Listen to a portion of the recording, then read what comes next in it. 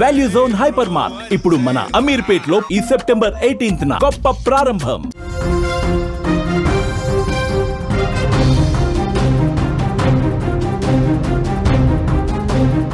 ఏడేడు లోకాలను పాలించే అయ్యప్ప స్వామినే మోసం చేశారా? తప్పు చేసిన వాడిని వెంటాడి వేటాడే ఆ శబరిమల వాసుడి ఆలయంలో ద్రోహం చేశారా? శబరిమల ఆలయంలో కనిపించకుండా పోయిన 4.5 కిలోల బంగారం ఎవరు దోచుకున్నారు? ట్రావెన్కోర్ దేవస్వం అధికారులేనా? లేదంటే ఇంకేదైనా కుట్ర జరిగిందా? ఇప్పుడు అతిపెద్ద చర్చగా మారుతోంది. శబరిమల ఆలయం అత్యంత పవిత్రమైన ఆలయం. కేరళలో తెలుగు దక్షిణాదిన ప్రతి రాష్ట్రం నుంచి స్వామివారికి అయ్యప్ప స్వామికి భక్తులున్నారు. ప్రతి భక్తుడు మాల ధరించి 45 రోజుల పాటు దీక్ష చేసి ఆ తరువాత ఆ స్వామిని దర్శించుకుంటే ఎంతో పుణ్యమని, తాము చేసిన పాపాలు పోతాయని, తమకు కష్టాలు తీరుతాయని నమ్ముతారు. అటువంటి శబరిమల ఆలయంలో ఇప్పుడు ఒక అతిపెద్ద దొంగతనం జరిగిందని చెప్పాలి. నిజంగా ఇది దొంగతనమే.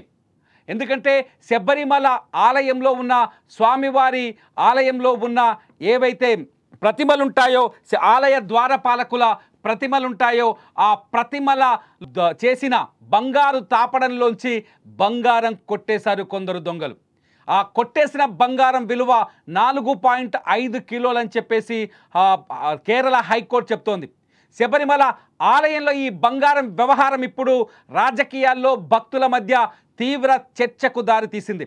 పవిత్ర పుణ్యక్షేత్రంలో దాదాపు 4.5 కిలోల బంగారం మాయం కావడంపై హైకోర్టు విజిలెన్స్ విచారణకు ఆదేశించడంతో సంచలనంగా మారింది. అసలు ఈ బంగారం ఏమైంది? దాని వెనుక ఎవరున్నారన్నది ఇప్పుడు అతిపెద్ద ప్రశ్నగా మారుతోంది. ప్రపంచవ్యాప్తంగా కోట్లాది మంది భక్తులకు కొంగు బంగారం అయ్యప్ప స్వామి. అలాంటి పవిత్రమైన ఆలయంలో ద్వారపాలకులకు సంబంధించిన బంగారు తాపడంలో భారీగా బంగారం గల్లంత ఇవ్వడం ఇప్పుడు అందరినీ షాక్కు గురి చేస్తుంది. కేరళ హైకోర్టు ఈ అంశాన్ని సీరియస్గా తీసుకొని దీనిపైన పూర్తి విజిలెన్స్ విచారణకు ఆదేశించింది. దీంతో ఆలయ నిర్వహణలో ఉన్న ట్రావెన్కోర్ దేవస్వం బోర్డు అధికారుల పాత్ర పైన అనుమానాలు మొదలయ్యాయి. వాస్తవానికి 2019లో శబరిమల ఆలయంలోని ద్వారపాలకుల విగ్రహాలకు కొత్తగా బంగారు తాపడం వేయాలని నిర్ణయించారు. ఈ క్రమంలో పాత బంగారు రేకులను తొలగించారు. ఆ సమయంలో ఆ రేకుల బరువు, అంటే కొత్తగా అమర్చిన రేకుల బరువు 2019లో ఏదైతే ద్వారపాలకులకు బంగారు రేకుల్ని తాపడం కోసం అమర్చిన రేకుల బరువు 42.8 కిలోలుగా ఉంది. అయితే 2019లో, నిజానికి ఇది 1999లో స్వామివారి ఆలయానికి ద్వారపాలకులకు సంబంధించిన విగ్రహాలని అమర్చారు. అప్పుడు ఆ విగ్రహాలకి దాదాపు 40 సంవత్సరాల వారంటీ ఉంది. 40 సంవత్సరాల వరకు ఆ విగ్రహాలు చెక్కు చెదరవు. ఆ విగ్రహాలకు చేసిన బంగారు తాపడంతో సహా చేసిన తాపడానికి కూడా ఎటువంటి ఇబ్బంది కలగదు, ఎటువంటి సమస్యలు రావంటూ 40 ఏళ్ల పాటు ఆ తయారుదారులు అప్పట్లో ఈ విగ్రహాలకి వారంటీ కూడా ఇచ్చారు. కానీ ఊహించని విధంగా, అంటే 2019లో ఊహించని విధంగా 2019లో ఆ బంగారు తాపడం చేసిన రేకులకు మళ్ళీ మరమ్మతులు చేయాల్సిన పరిస్థితి ఏర్పడింది. ఈ మరమ్మతుల కోసం 2019లో ద్వారపాలకులకు అమర్చిన బంగారు రేకులను తీసి పక్కన పెట్టారు. 2019 నుంచి ఆ విగ్రహాలకి బంగారు రేకులకి మరమ్మతులు చేయడానికి ప్రయత్నాలు చేస్తూ వచ్చింది ట్రావెన్కోర్ దేవస్థానం. అయితే ఊహించని విధంగా తాజాగా ఆ రేకుల్ని ఈ 6 సంవత్సరాల పాటు ఆలయ పరిసరాలను పెట్టి ఆ రేకుల్ని సెప్టెంబర్ 10వ తేదీ 2025 సెప్టెంబర్ 10వ తేదీన ఆ బంగారు రేకుల్ని చెన్నైలో ఉన్న ఒక సంస్థకి రిపేర్ చేయడం కోసం పంపించారు. దొంగతనం ఇక్కడే కనిపిస్తోంది. ఒకసారి ఆలోచించండి. 2019లో, అంటే 1999లో ఈ ద్వారపాలకుల విగ్రహాలను అమర్చారు. అప్పుడే బంగారు తాపడం చేశారు. 2019కి వచ్చేసరికి అవి రిపేర్కి వచ్చాయి. 2019లో రిపేర్కి రావడంతో 40 ఏళ్ల వారంటీ ఉన్నప్పటికీ కూడా రిపేర్కి వచ్చాయి. రిపేర్కి రావడంతో 2019లో ఆ బంగారు తాపడం ఉన్న రేకుల్ని రిమూవ్ చేశారు. రిమూవ్ చేసి వాటిని చెన్నైలో ఉన్న ఒక సంస్థకి సెప్టెంబర్ 10వ తేదీన చెన్నైలోని ఒక సంస్థకు పంపించారు. 2019లో వాటిని రిమూవ్ చేసినప్పుడు ఆ రేకుల బరువు, ఆ బంగారు రేకుల బరువు 42.8 కిలోలు ఉంది. 2019లో 42.8 కిలోలు ఉంది. తాజాగా బంగారు రేకులు చెన్నైకి వెళ్లేలోపు 38.258 కిలోలకు చేరుకుంది. అంటే 42.8కి 32.2కు మధ్య గ్యాప్ దాదాపు 4.5 కిలోల 4 కిలోల బంగారం తేడా కనిపించింది. అంటే శబరిమల నుంచి ఈ బంగారు రేకులు చెన్నైకి వెళ్లేలోపు చెన్నైలో ఉన్న సంస్థ ఆ బంగారు రేకులకి మరమ్మతులు చేసే ముందు దాని వెయిట్ని తూకం వేసి చూశారు. ఆ తూకంలో తేడా రావడంతో వెంటనే ట్రావెన్కోర్ దేవస్థానానికి ఫిర్యాదు చేశారు. అయితే ఈ ఫిర్యాదు చేసిన తర్వాత ఈ కేసుని కేరళ హైకోర్టు సుమోటోగా తీసుకుంది. కొంత భక్తుల మధ్య చర్చ జరగడం, ఈ బంగారు రేకుల్లో కొంత అంటే అవకతవకలు జరిగాయని చర్చ జరగడం, ఈ చర్చ నేపథ్యంలో కేరళ హైకోర్టు ఈ కేసును సుమోటోగా తీసుకుంది. సుమోటోగా తీసుకున్న తర్వాత ఈ మిస్సింగ్ గోల్డ్ ఏదైతే ఉందో 4.5 కిలోలకు సంబంధించిన బంగారం ఏదైతే ఉందో దాన్ని ఖచ్చితంగా ఎవరో కాజేసి ఉంటారు, దొంగతనం చేసి ఉంటారని కోర్టు ఒక నిర్ణయానికి వచ్చినట్టుగా తెలుస్తుంది. ఈ నేపథ్యంలోనే కేరళ హైకోర్టు ఇవాళ తాజాగా చాలా కీలకమైన ఆదేశాలు జారీ చేసింది. జస్టిస్ రాజా విజయరాఘవన్, జస్టిస్ కేవి జయకుమార్లతో కూడిన ధర్మాసనం విజిలెన్స్ విచారణకు ఆదేశించింది. నిజానికి ట్రావెన్కోర్ దేవాలయంలో ఎటువంటి మరమ్మతులు చేసినా, బంగారానికి కావచ్చు, ఆ టెంపుల్కి సంబంధించిన ఎటువంటి చర్యలు చేసినా స్పెషల్ కమిషనర్ ఉన్నారు, దానికి స్పెషల్ కమిషనర్ అనుమతి తీసుకోవాలి, లేదంటే కోర్టు అనుమతి తీసుకోవాలి.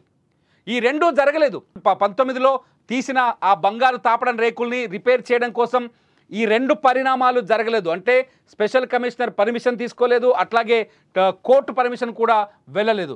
దీనివల్ల అంతేకాదు, బంగారు తాపడాన్ని రిపేర్ చేయడానికి తీసిన రేకులని, బంగారు రేకులని చెన్నైకి ఉన్నికృష్ణన్ పొట్టి అనే ఉన్నికృష్ణన్ పొట్టి అనే ఒక వ్యక్తి ద్వారా చెన్నైకి తరలించినట్టుగా కోర్టు గుర్తించింది. ఆ ఉన్నికృష్ణన్ ఒక భక్తుడు, కేవలం సాధారణ భక్తుడు. ఆయన కూడా వన్ ఆఫ్ ది స్పాన్సర్ అని చెప్తున్నారు ఈ బంగారు తాపడానికి. అయితే ఆయన తీసుకెళ్ళి రిపేర్ చేయించడానికి చెన్నైలో ఉన్న సంస్థకి ఇచ్చారు అని చెప్తున్నారు. ఇందులో ఎటువంటి ఇది పూర్తిగా అనధికారిక తరలింపని కూడా చెప్తున్నారు. దేవాలయం ట్రావెన్కోర్ దేవస్వం బోర్డు అధికారులు స్వేచ్ఛను తీసుకోవడం, అంటే ఎటువంటి స్పెషల్ కమిషనర్కు కానీ కోర్టుకు కానీ ఎలాంటి ముందస్తు సమాచారం ఇవ్వకుండానే ఈ పనులు చేయడంతో ఈ మొత్తం అవకతవకలకు కారణమైందనే చర్చ కూడా జరుగుతుంది. ఏది ఏమైనా అయ్యప్ప స్వామి దేవాలయంలో ద్వారపాలకులకు సంబంధించిన బంగారు రేకుల బరువు తగ్గడం అనేది అల్టిమేట్గా దొంగతనమే అవుతుంది. అది దేవుడు సొత్తుని చాలా అప్పనంగా తెలివిగా కొట్టేశారనే చర్చకు ఆస్కారం ఏర్పడింది ఇక్కడ. ఈ నేపథ్యంలోనే కోర్టు కీలకమైన ఆదేశాలు ఇచ్చింది. విజిలెన్స్ విచారణకు ఆదేశాలు జారీ చేసింది. విజిలెన్స్ విచారణలో దొంగలెవరు బయటపడతారన్నది ఇప్పుడు అతిపెద్ద ప్రశ్నగా మారుతోంది. శబరిమల అంటేనే ప్రతి భక్తుడికి ఒక సెంటిమెంట్ ఉంటుంది, ఎమోషన్ ఉంటుంది.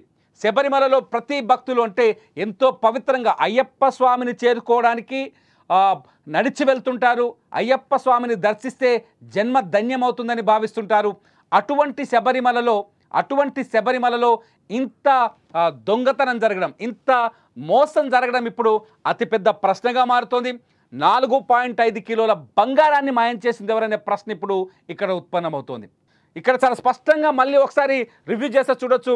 1999లో రేకులు అమర్చినప్పుడు అవి 42.8 కిలోలే ఉన్నాయి. 2019కి వచ్చేసరికి కూడా ఆ రేకుల బరువు 42.8 కిలోలుగానే ఉన్నాయి. 99లో ఆ రేకుల్ని అమర్చేటప్పుడు ఏదైతే అమర్చిన కంపెనీ ఉందో, తయారు చేసిన సంస్థ ఉందో, ఆ సంస్థ ఒక వారంటీ ఇచ్చింది, 40 ఏళ్ల వరకు ఆ బంగారు రేకులకు ఎటువంటి మరమ్మతులు రావు అని. మరి 2019లో ఎందుకు మరమ్మతులు వచ్చాయి? ఇదొక ప్రశ్న అయితే, 2019లో మరమ్మతుల కోసం తొలగించిన ఆ రేకుల్ని శబరిమల నుంచి చెన్నైకి తరలించడానికి 6 ఏళ్ల గ్యాప్ ఎందుకు తీసుకున్నారు? ఈ 6 ఏళ్ల గ్యాప్లో 4.5 కిలోల బంగారం ఎలా తరిగిపోయింది? ఎలకలు కొట్టేశాయా, లేకపోతే మనుషులు దోచేశారా? ఇప్పుడు ప్రతి భక్తుడు అడుగుతున్న ప్రశ్నే, కేరళ హైకోర్టు కూడా ఇదే ప్రశ్న అడుగుతోంది.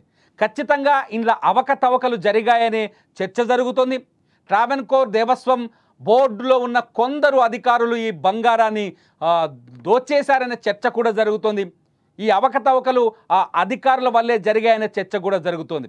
పరమ పవిత్రంగా ప్రతి భక్తుడు అయ్యప్ప స్వామి మాల వేసే ప్రతి భక్తుడు పరమ పవిత్రంగా అయ్యప్పను పూజిస్తారు. అయ్యప్ప వరమిస్తే జీవితం మారుతుందనుకుంటారు. అయ్యప్ప కరుణించకపోతే కష్టాల పాలవుతామని చెప్తారు. అయ్యప్ప చరిత్రలోకి వెళ్ళినా కూడా అదే కనిపిస్తుంది. అటువంటి అయ్యప్ప స్వామి దేవాలయంలోనే అటువంటి అయ్యప్ప ముందున్న ద్వారపాలకుల విగ్రహాలకు సంబంధించిన బంగారు రేకులనే దోచుకున్నారు అంటే, ఆ బంగారాన్నే మాయం చేశారంటే వాళ్ళు ఎంతటి సాహసవంతులు ఒకసారి అర్థం చేసుకోవచ్చు. ఖచ్చితంగా అయ్యప్ప స్వామి పూజలో చిన్న తేడా ఉన్న సమస్య వస్తుందంటారు. మరి ఏకంగా టెంపుల్లో ఉన్న బంగారాన్ని దోచేయడం పట్ల ఇప్పుడు అతిపెద్ద చర్చ కూడా జరుగుతుంది. ఇది కేరళ రాజకీయాల్లోనే కాదు, భక్తుల మనోభావాలను కూడా దెబ్బతీసినట్టుగా అనిపిస్తోంది. కేరళ రాజకీయాల్లో ఇది ఇప్పుడు దుమారంగా కూడా మారుతోంది ఈ అంశం. భక్తులు ఎంతో ప్రేమతో స్వామివారికి ఇచ్చిన బంగారం కావచ్చు, భక్తులు ఎంతో ప్రేమతో స్వామివారికి ఆలయానికి బంగారు తాపడం కోసం విరాళాలు ఇచ్చి ఉంటారు. అటువంటి విరాళాలతో తయారు చేసిన ఈ బంగారు తాపడం రేకులని నిజంగా ఎవరు దోచుకున్నారు? ట్రావెన్కోర్ దేవస్వంలోని అధికారుల ఇంకేదైనా మాయ జరిగి ఉంటుందా? ఇక్కడ ప్రశ్నలు అవే. ఎందుకంటే సాధారణంగా ఆలయం నుంచి ఒక ఆర్నమెంట్ను కానీ గోల్డ్ను కానీ వేరే ప్రాంతానికి తరలించాలి అంటే దానికి అధికారికంగా అనేక ప్రక్రియలు చేపట్టాల్సి ఉంటుంది. ముఖ్యంగా శబరిమల ఆలయంలో అయితే ఖచ్చితంగా స్పెషల్ కమిషనర్ ఉన్నారు. ఆ స్పెషల్ కమిషనర్ పర్మిషన్ కంపల్సరీ, లేదంటే కోర్టుకు వెళ్ళాలి, కోర్టు నుంచి అనుమతి తెచ్చుకోవాలని రూలింగ్ ఉంది అక్కడ. ఈ రెండూ చేయకుండానే నేరుగా Travancore board, TDB Travancore Devaswom board ఎందుకు ఒక సాధారణ భక్తుల్లాంటి ఉన్నికృష్ణన్ ద్వారా ఈ బంగారు రేకుల్ని చెన్నైకి తరలించారు? అక్కడికి వెళ్ళిన తర్వాత అది ఎందుకు బరువు తగ్గింది? ఇదే ఇప్పుడు అతిపెద్ద అనుమానాలకి కూడా కారణమవుతోంది. చూడాలి, విజిలెన్స్ కమిషన్ వేసింది హైకోర్టు, కేరళ హైకోర్టు. ఈ విజిలెన్స్ కమిషన్లో ఏమైనా నిజాలు వెలుగులోకి వస్తాయా? అసలు దోషులు దొంగలు దొరుకుతారా అన్నది ఇప్పుడు అత్యంత ఆసక్తికరంగా మారుతుంది. చూద్దాం, మీరేమనుకుంటున్నారు? ఈ 4.5 కిలోల బంగారం మాయం వెనుక ఉన్న మతలబు మీరేమనుకుంటున్నారు? ట్రావెన్కోర్ దేవస్వం బోర్డు అధికారుల పాత్ర ఉందనుకుంటున్నారా, లేదంటే మరేదైనా జరిగిందని భావిస్తున్నారా? మీరేమనుకుంటున్నారో ఈ వీడియో కింద కామెంట్ చేయండి. చూస్తూనే ఉండండి లైవ్ అప్డేట్స్ కోసం సుమన్ టీవీ డిజిటల్ లైవ్, అట్లాగే సుమన్ టీవీ లైవ్.